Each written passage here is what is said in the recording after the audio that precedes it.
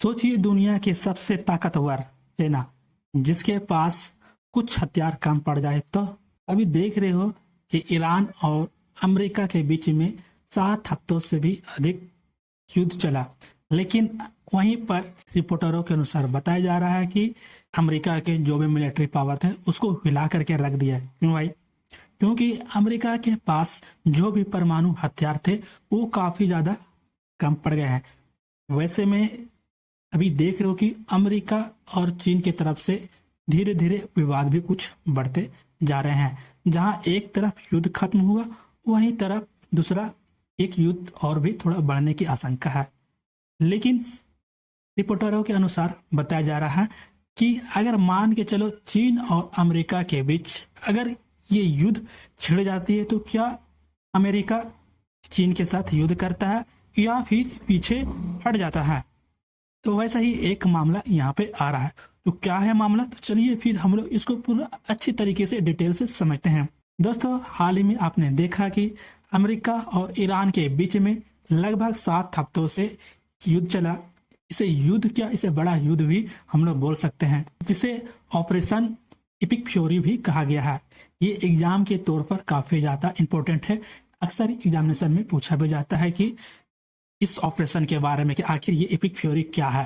तो अभी जो ईरान और अमेरिका के बीच में जो युद्ध चल रहा था उसे ही एपिक फ्यूरी नाम दिया गया। चलिए हम लोग दोबारा से मुद्दा पे आते हैं। इस युद्ध में अमेरिका ने लगभग 13,000 से भी ज्यादा टारगेट्स हमला किए हैं ईरान के ऊपर। आप समझ सकते हो कि भाई 13,000 से भी ज्यादा जगहों पर सिर्फ हमला किया गया है। यानी कोई छोटा ये झगड़ा नहीं था, बल्कि एक मैसिव मिलिट्री ऑपरेशन भी हम लोग बोल सकते हैं।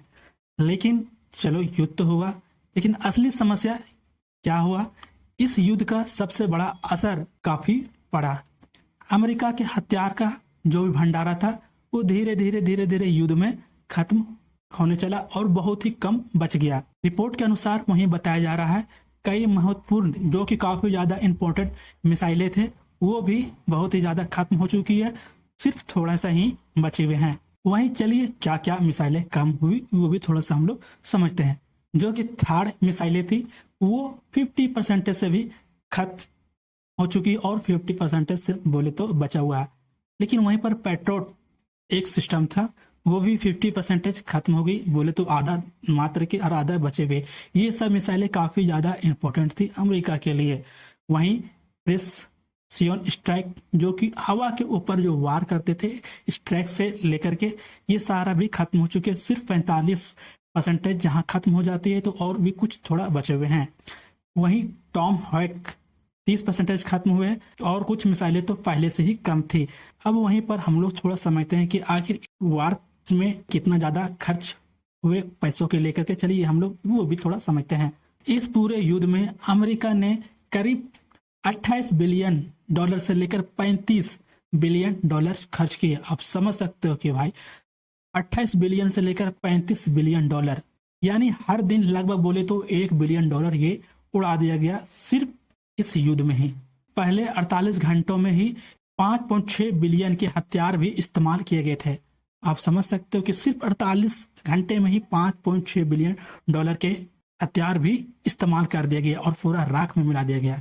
लेकिन क्या युद्ध तो हुआ, इतना ज्यादा खर्चीला भी बढ़ा, हर चीज हुआ लेकिन वहीं पर क्या ये एक या दो देश के लिए ही प्रॉब्लम हुई या फिर अमेरिका और ईरान के बीच में प्रॉब्लम हुई? नहीं, इससे काफी सारे देश को यहाँ पर प्रॉब्लम हुई। वहीं साउथ कोरिया में जो भी अमेरिका के द्वारा सिस्टम चलाया गया था थर्ड सिस्टम को वहां से हटाया गया, क्योंकि भाई उतना सिक्योरिटी भी नहीं बचा हुआ। पहले ज्यादा सिक्योरिटी रहती थी, काफी ज्यादा वहां पे दी जाती थी, लेकिन अब ना कि वहां पर काफी ज्यादा खर्चीले भी हो चुके हैं। और वहीं पर आप देख सकते हो कि इस युद्ध में काफी ज्यादा मौतें भी हुई है, जिस कारण से यहाँ सुरक्षा हटा करके कहीं और भी शिफ्ट किया गया। कुछ कुछ को हटा करके थोड़े ही मात्रा में रखा गया। यूरोप के भी नाटो की सुरक्षा जो भी दी गई थी उसके भी कमजोर हुई दिखाई पड़ रही है और ताइवान जैसे देश को सुरक्षा भी खतरे में भी आ गई है। लेकिन यहीं पर सबसे बड़ा खतरा और भी मंडरा रहा है।